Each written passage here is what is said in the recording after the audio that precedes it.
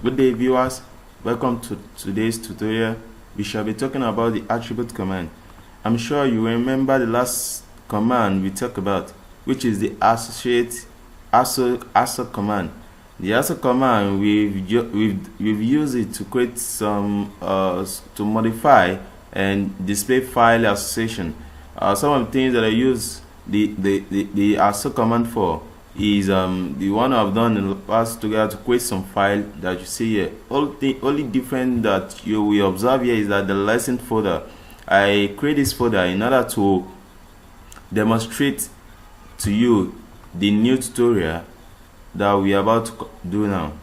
Now let's get to work and let's see how the attribute command works.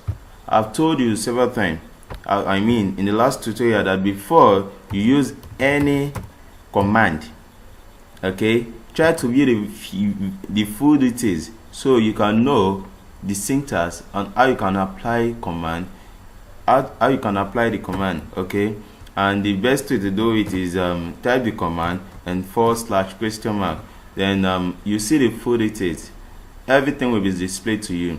Like you have your display or change file attribute. The thing is, you can display or change file attribute, okay. And you observe some things here: the addition sign and the subtraction sign. The way you're going to use this command is quite different from the way you have used or the way we used the assert command, okay. The addition symbol sets an attribute, okay, while the subtraction symbol clear an attribute, okay. That's quite something that you need to know, because we'll be using it, of course. But in this tutorial, I'm going to show you how we are going to search for an for a file in a folder and process the folder and subfolder as well, okay. But you need to understand the syntax.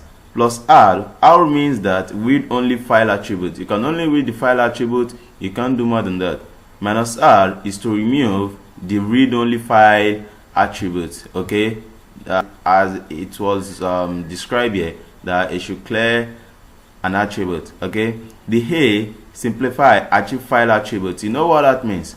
When you achieve file attribute, it's like you back up a file from the from last modification, okay. You back it up, okay.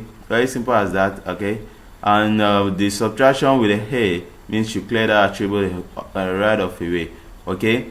And you see some other, you see how they are being used. And before you can use this command, when you specify all of this command, you type the attribute, you type the attribute command, and you specify the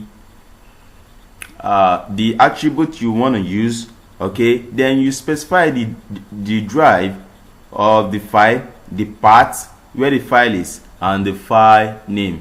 And you specify any one of these /s, /d, and /l.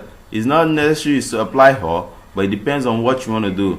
But just understand right now that if you want to specify this switch, they call it switch, it will give you error because you cannot use it alone. What it does is processes folder as well.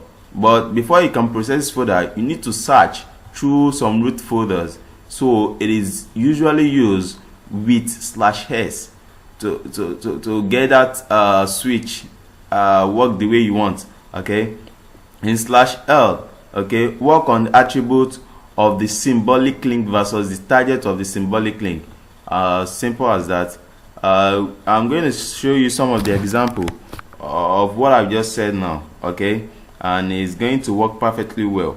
The way we use this command, like I said previously, I'll only show you how to use this and this for now. In the future tutorial, and we are going to use some of these, okay. We are going to use some of these, okay. So now let's get to work. You type the attribute command, okay. When you type the attribute command, specify the drive as the syntax was written here. Specify the drive of what you're looking for. This command is useful in the sense that if you lost a file, you don't know the directory where the file is, you can simply search to know where the file is. Probably you remember the name you used to save that file, maybe like the one I saved in my previous tutorial, me. And you know the file extension to be me.jpg. Maybe it's a JPEG file. You know the file extension to be. Then you can specify /s to search process matching files in the current folder or subfolders. It will process it. It /d also processes folders as well. So it lets to you the full directory, okay, on the line where this particular file is. So very much like a quick search. Okay, some people use application to search, but if you don't have an application on your phone or your hard disk does not have enough memory space to install more application, command prompt will be an easier tool for you to search for an application or a file on your system that probably you don't remember where you save it. Okay, then I'm gonna click on the return button. Okay, by the time I click on the return button, it's processing, trying to search for where this file is. Okay, it's trying to search where this file is. We have to wait a couple of minutes or seconds, so until the processing time is complete. But before then, okay, you need to understand this too as well. The H command, hide file attributes. This is very important and useful because I do use it sometimes when I try to give my system to someone and he's trying to solve through my system. I have some private file here that I don't want someone to see. I use this command to hide that file so someone won't be able to access it. Okay, someone won't be able to access it. I use this command very well to hide files. Okay, you're still waiting. You have to wait a couple of minutes to see. It's gonna come up now. It's trying to search for this file, which I place here. .jpg. This is the file it's trying to search for, and it's gonna be it's gonna search for it perfectly well, and you see what I'm talking about.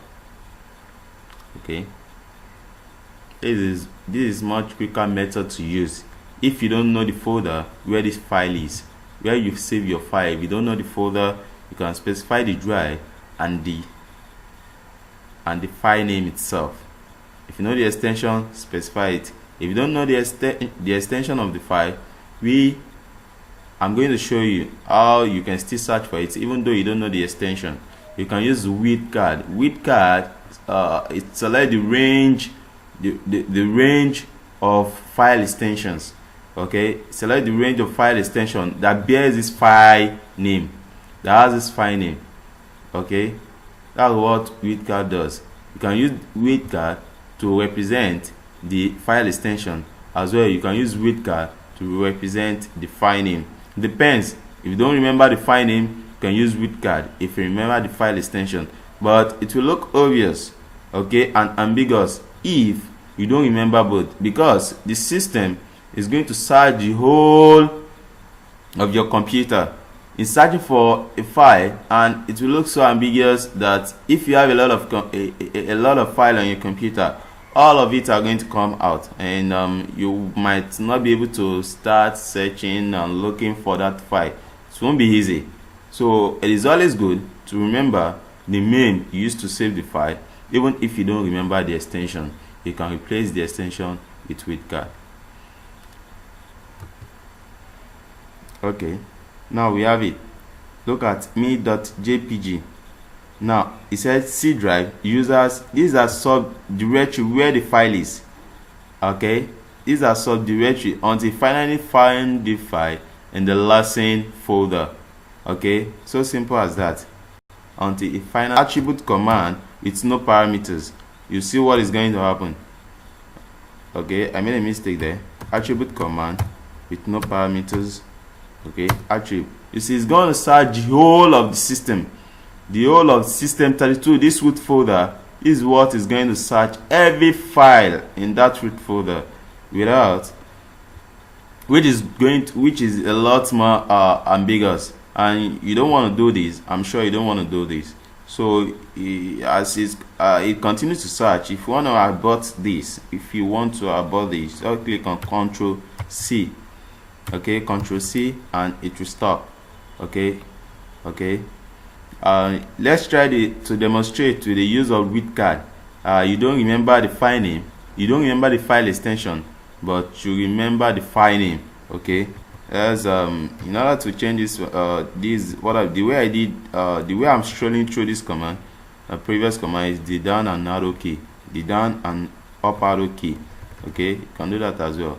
me.withcard/s/d. It's going to search. You see now, every file name that has me is going to search for it. Now it's now left to you the kind of file you are looking for. I might be looking for me.jpg. I don't know where it is now. I can find it. I can easily go to my GUI interface and take the file and use it for what I want to use. So simple as that. That is how you can use the attribute command /s/d to search for any application you have on your computer. Okay, let me demonstrate another example to you. Perhaps you remember the file extension, okay, to be rar. Okay, and you don't remember the file name. Okay, you can use with card as well, and it will search very. Okay, you can use with card as well. Search for rar file, which is WinRAR file, and you try to figure out the kind of file. Maybe you're looking for me.rar, the kind of file you are looking for, and it's just display it, and you can go to your GUI interface and locate the directory where the file is. Okay, you can locate it so easily, and which is perfect. Okay, which is a perfect tool for searching an application or a file on your system.